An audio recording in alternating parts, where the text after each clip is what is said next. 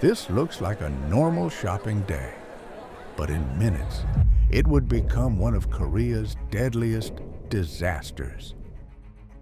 It was a hot afternoon in Seoul. Office workers shopped after lunch. Families filled the food court.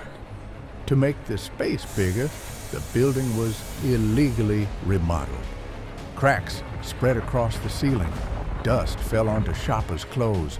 Loud bangs echoed. Managers said it was safe. Closing meant losing millions. So people trusted authority and stayed.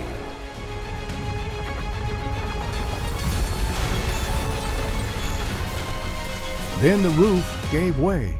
Floors collapsed in seconds. Hundreds were trapped. 502 people died. 937 were injured.